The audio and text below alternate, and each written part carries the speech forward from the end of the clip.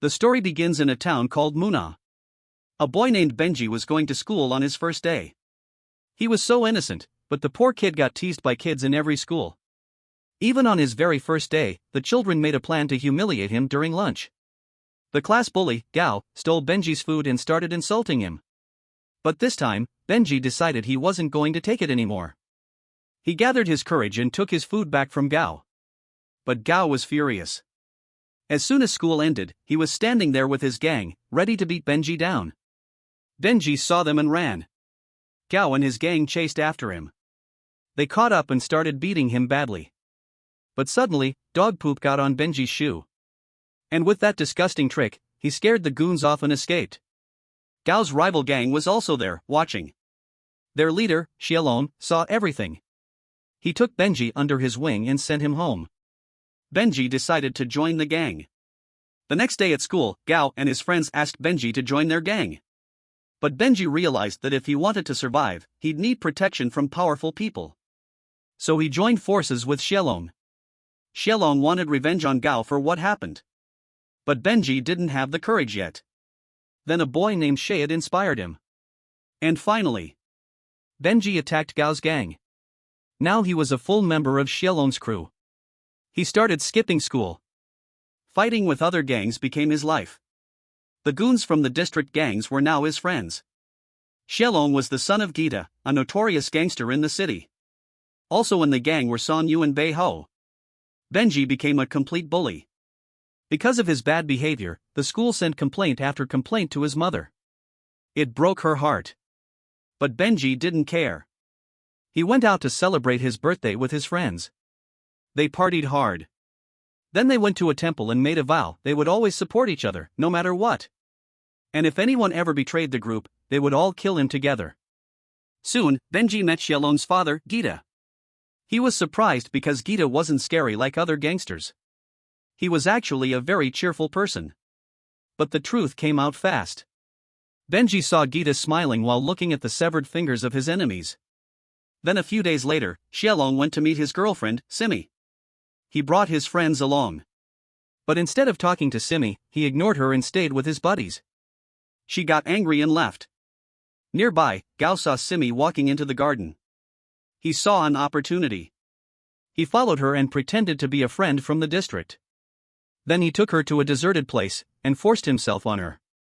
The next day, when Xiaolong heard the news, he was furious. He attacked Gao's gang, dragged Gao back to their hideout, and tied him up. Xiaolong did something brutal. He bandaged Gao's nose and mouth with tape. Benji was shocked by what he saw. Gao couldn't breathe. He was writhing on the ground in pain. When Geeta heard what happened, he was furious. Not at Gao, but at his own son. Geeta didn't think it was right to take someone's life over something like that. So he punished all of them for killing Gao. But that wasn't enough. Geeta decided to send the 5 of them to the mountains to train in ancient martial arts. They would have to go through brutal, intense training. Also, they could become stronger and protect the city if anyone attacked. Now, their training was finally over. Geeta brought them back and threw a party to celebrate their return. Benji praised Geeta's humanity. He had never known his real father, but now he started seeing glimpses of him in Geeta. At the party, Geeta also invited his old sworn enemy, a man named Mas. But now they had joined forces. Both of them didn't want outsiders coming into Monga's business, so they started working together. But one of Mas's men approached Bund. The villain had brought a gangster from another city to do business with Mas and Geeta. They were offered money, big money. But Mas and Geeta refused. They were happy running their own city and didn't want to deal with outsiders. That made Huilan furious. He made a plan to kill Geeta and Mas. He convinced Bund to join him because Bund wanted to kill Mas and take over his business. To pull off the plan, Bund spoke to Shan and asked him to kill Geeta. Shan never wanted to do it. He owed Bund's man a debt that man had saved his life many years ago. So Shan couldn't refuse.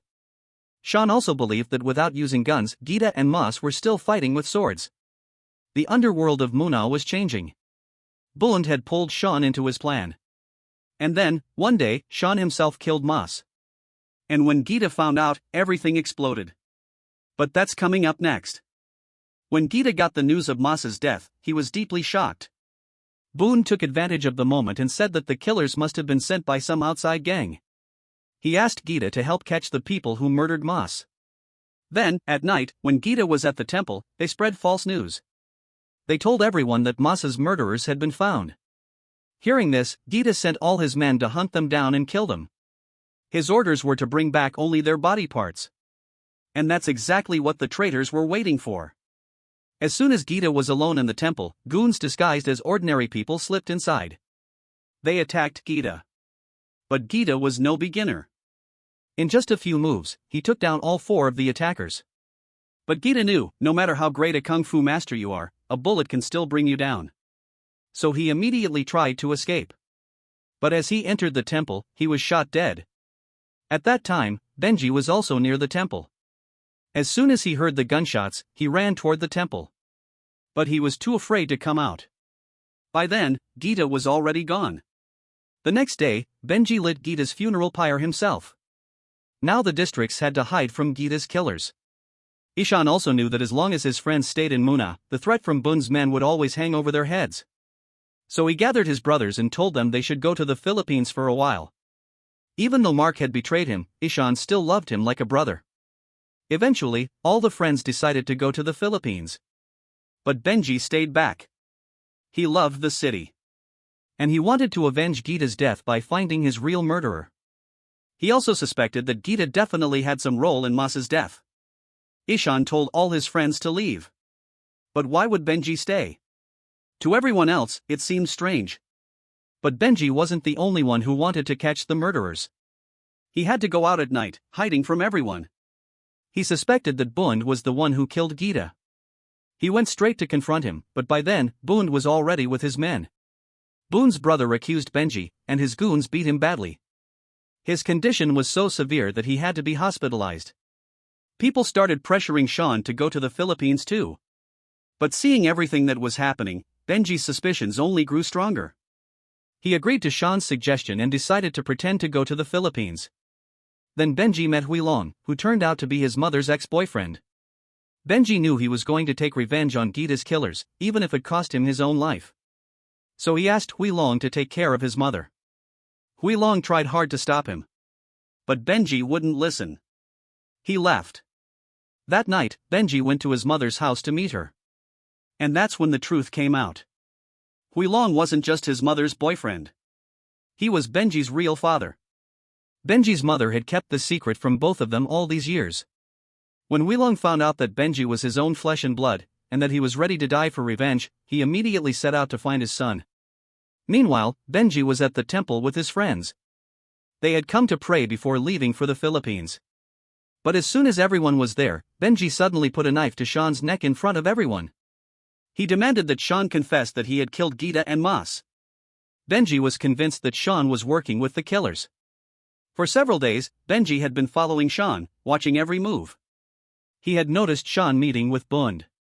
Finally, Sean confessed. He admitted that he had killed Geeta.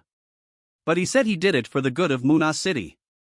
Before anything else could be said, Bund and his men attacked the temple. They stormed in and started attacking everyone.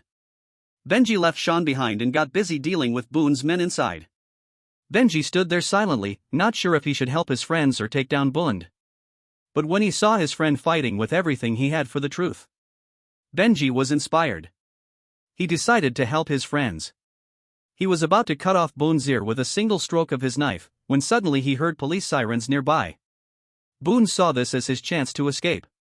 He knew that if Benji caught him, Benji would never let him go. So he ran. But Benji saw him running and chased after him. Blood was streaming down Benji's head. He had decided that today, he would finish this. But somehow, Bund slipped away and made it back to his hideout. He grabbed a gun and went straight to confront Benji. He fired several shots, injuring Benji. Then Bund started blaming everyone. He said that if Benji had just quietly gone to the Philippines, none of this would have happened. Benji realized what was coming.